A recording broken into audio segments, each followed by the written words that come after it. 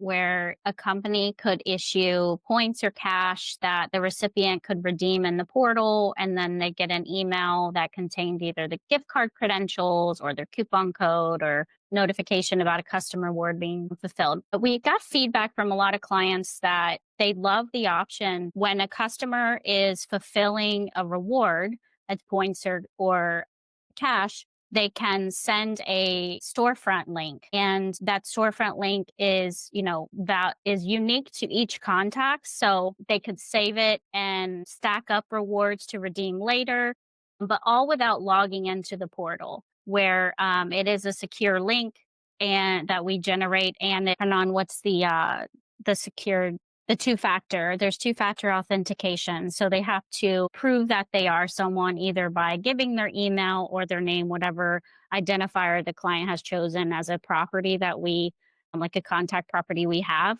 So it's still secure in that way, but the person can redeem for gift cards to PayPal, coupon code, customer rewards, whatever it is the client has enabled in their reward catalog. Let's say a customer campaign or an employee campaign. And rather than run a customer or employee program, run like an evergreen referral campaign, they could have a limited time campaign that they're targeting a specific person or set of people that they want to send the storefront link to. An additional feature is that they don't have to send an email or an SMS with the link. Could store they could send a mailer, for example. We don't send mail ourselves yet, but somebody utilize this and they send their own mail. So in that mailer, it'll have a link that they can go visit and a unique code. And then so when they get to that page, it'll have a prompt for them to enter in that security code that was in their mailer.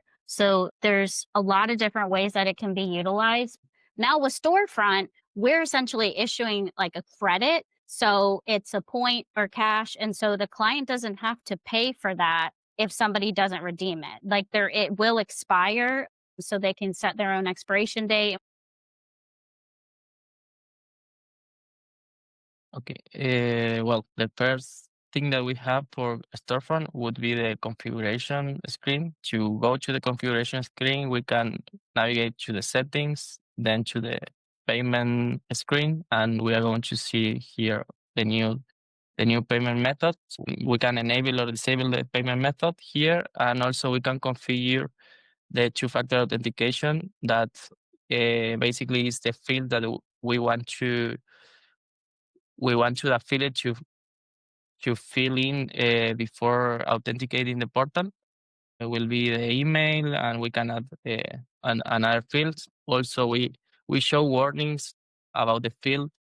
For example, the last name, we show that a message that there are contacts without that field with the value. And also we can configure the customizations. This is similar what we already have with campaigns, where we can configure the logo or the stats that we want to see in the portals, and also like the tabs that we want to see in the sidebar in the portal. Once that we configure the storefront, we enable the storefront payment, we will be able to pay commission using that payment method. We are going to see here storefront. This works in a similar way that portal rewards. This you select storefront and you can pay it. And in admin, to the other side is in campaigns. This is a test campaign. We have the payment here to be selected for that specific campaign, and also we can enable an email for storefront payout, so where we can enable or disable. And also we have a template that is a bit different than the others, where we require the storefront link here, and also the default copy is different than the other emails. Everyone has access to pay out a commission through a storefront. Let's say if a sales team wants to utilize it for a specific campaign. We have the configuration for storefront in settings. From here, you gotta go to payments, and then you're gonna find there the storefront configuration section. So from here, we have multiple configurations. One of the we're gonna see right now is the two-factor authentication. Right now, we don't have any. So as soon as the customer clicks on the link for storefront with a valid code, it has like a SSO login. So it will log in automatically to Storefront. We can modify the logo and different customization dashboard tabs to show the points and different stats. And also we can change the theme from light to dark and rename the tabs. Already logged in as SSO inside Storefront, they can log out. And then if their link gets exposed somehow, then they are logged out already. So yeah, so this is how Storefront links should look like. Storefront and then a valid code that is showing at the end of the screen. And as soon as we click it, Storefront recognizes the interaction as a Storefront, and we are logged in the portal. But as you guys have a custom view to portal, now you see that it's a little bit different because it's a more compact and lightweight view of portals. We don't have access to anything related to the user itself, only the obfuscated email here. And we don't have access to the different point system or the badges and awards or refer by. So it's very straightforward to go to rewards and the history of the transactions. So for example, if we wanted to, let's see here, the logout, we wanted to configure two-factor authentications. We come from here, for example, email and full name.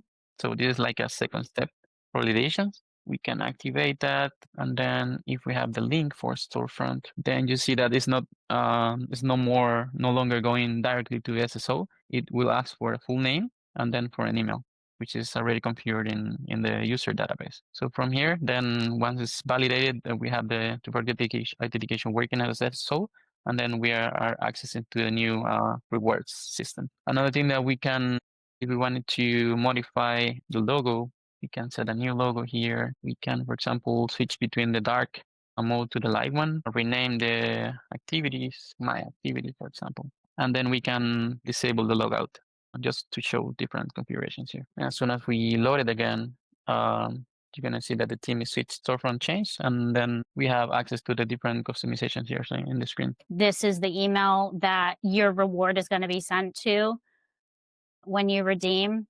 And then, so when they click on the link and they go through that process of answering their security question, then they'll see their available points or their available cash, and those they redeem. And then they can have access to the history as well. The client can choose to show or hide some of this information just like they do in the portal. But if you click on my account, you'll see there's no access to like the profile. There's no access to custom tabs. This is a very simplified version of this specifically for reward redemption and being able to come back.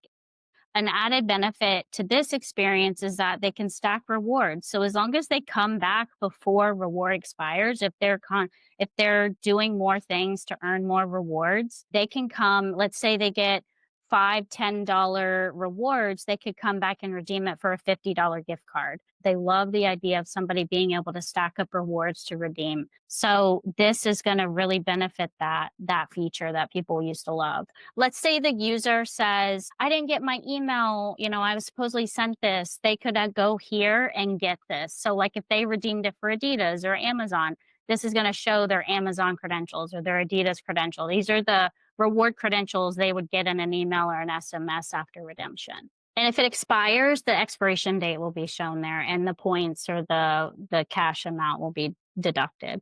The link is unique to each individual. So the first time the client issues an advocate a Storefront link, that link is assigned to them. And then each time they earn more rewards, that link stays the same. So it just adds to their available points